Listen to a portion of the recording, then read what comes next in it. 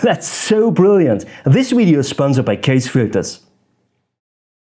I see this so often in my workshops that a photographer uses his ultra-wide-angle lens with a very short focal length, 60mm for instance, and he gets an okay shot through. Although people got a world-class shot just by using another focal length. The focal length has such a big impact to the composition, to the final image. Yeah, it can simply make or break a photo.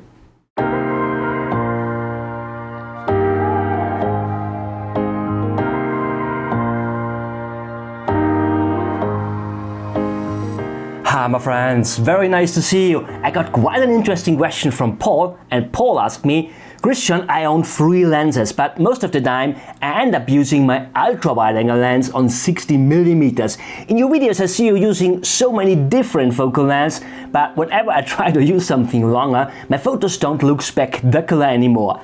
How can I improve? That's a very good question, Paul.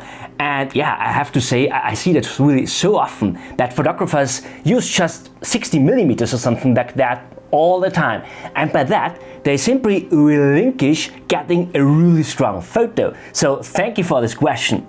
Now, in my experience, there are several pitfalls to avoid, especially when it comes down to using wide-angle lenses.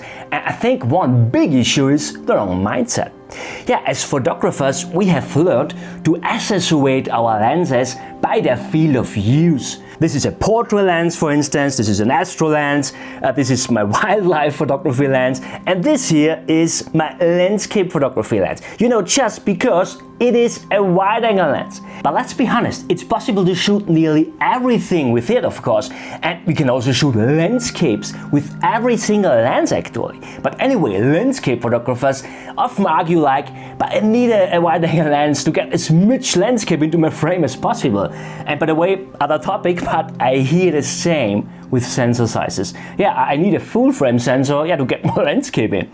Yeah, I mean, that could be a goal, of course, to get as much landscape in as possible. But in my experience, using a wide-angle lens in that way usually doesn't lead to great photos. So using a 60mm lens or 60mm focal length all the time is really not the best idea.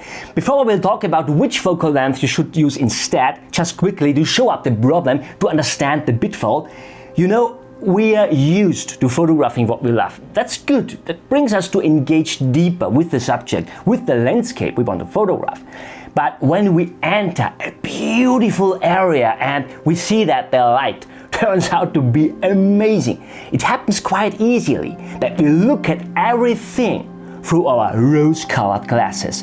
Everything looks beautiful then for us.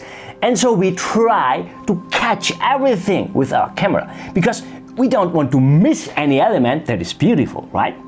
This can lead to okay shots, but it is very unlikely to get a world-class shot when you photograph in that way, because it is very unlikely that every single element in your frame really adds to your composition. And I guarantee you, people who will look at your photo afterwards will do that without rose-colored glasses.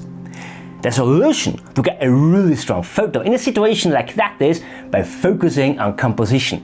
Enjoy your emotions out in the field, but there comes the point where you should focus on composition. Composition is really so important. I'm not talking about the rule of thirds or keeping the horizon straight. I'm talking more about the architecture of a photograph, of a finite photograph maybe. And in case you shouldn't know what I'm talking about, or if you want to improve your compositional skills, I will link you a good video up here. Composition is really so important. The thing is, to find and to build up a composition, I usually don't even use my camera. I do that up here, and when I'm doing that, I never think about focal length. I never think about lenses. I never think about any technical things, to be honest. It is really just all about the composition, the art aspect of photography. And as soon as I'm sure about my composition, I think about how I can capture it.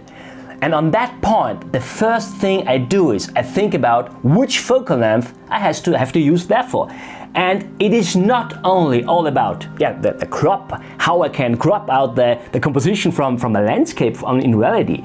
Or in other words, it is not just only all about how much I zoom in or out.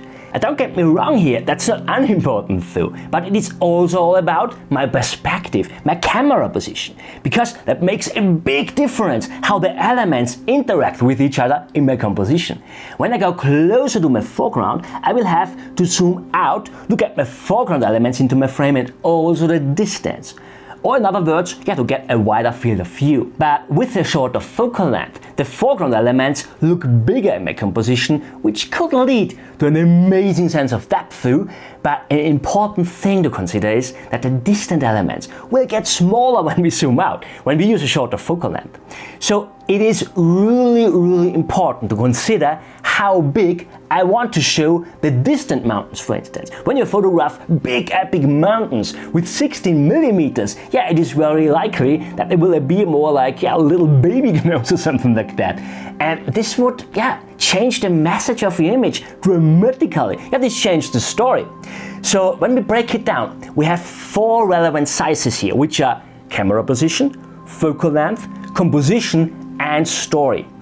When we change just one of these sizes, we will have also to change the others, or at least one of them, to get our photo, to our composition to work.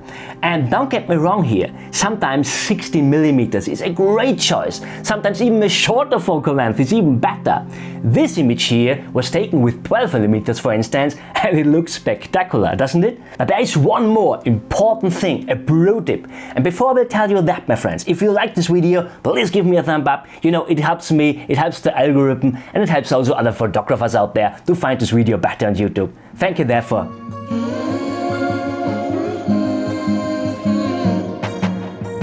Wide-angle photos can look amazing, and I also like to photograph with short focal lengths, such as 60 millimeters or even below. But there's one thing.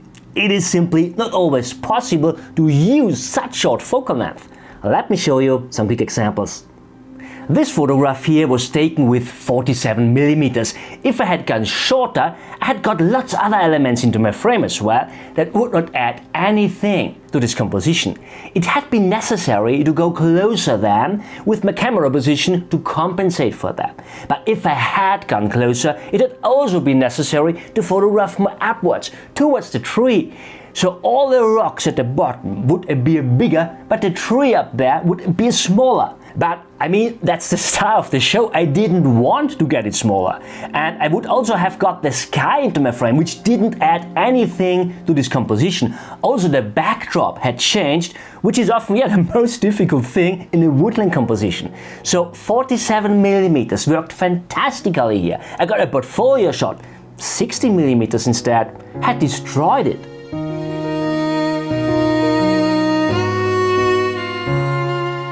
Also, this image is a good example. I took it on 24 millimeters. If I had gone shorter, to 60 millimeters for instance, I had got simply too much into my frame. Here at the right hand side were many more trees in reality, but they would not add anything. The star of the show is the tree in the distance. It gets nicely framed with these bent trees here.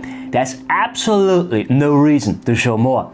We should always keep enough for the imagination of the viewer. And sometimes a composition could be quite far away. Sometimes it is just a little window in the distance. In this case, I got attracted by this nice tree, which was hundreds of meters in the distance. I photographed over a lake and I tried it with around 130 millimeters. And to be honest, I hope for getting some mist rolling in to simplify that scene. It didn't happen, so I got lots of trees into my frame that didn't really add. So this photo is definitely not good, right? The solution was then to put my teleconverter on to take a photo at around 300 millimeters. And as you can see, this is a much stronger image. I simply excluded everything that didn't add. With something like 24 millimeters or even 60 millimeters, of course, I would have got much more of landscaping, but the image would tell a totally different story. It hadn't made any sense here to use a focal length like that. A 16 to 35 millimeters lens is definitely not a landscape photography lens. Every lens is a landscape photography lens.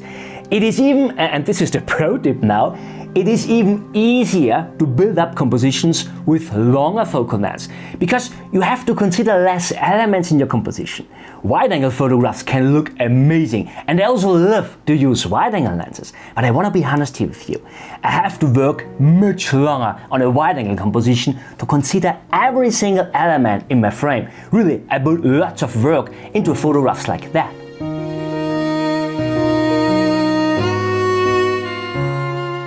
So use longer focal lengths, and I guarantee you this will bring your photography up to the next level. Landscape photography lenses are not limited to any focal range.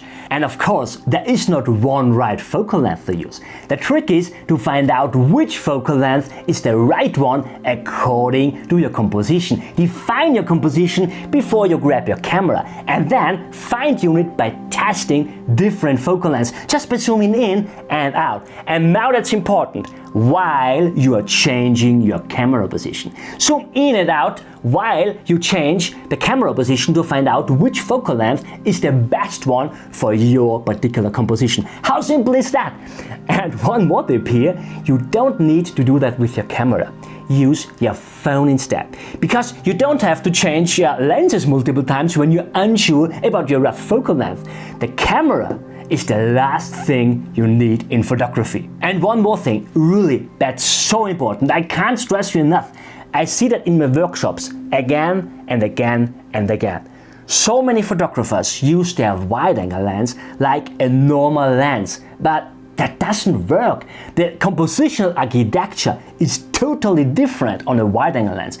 I made already a comprehensive video about that, how to photograph with a wide-angle lens. I will link it here for you.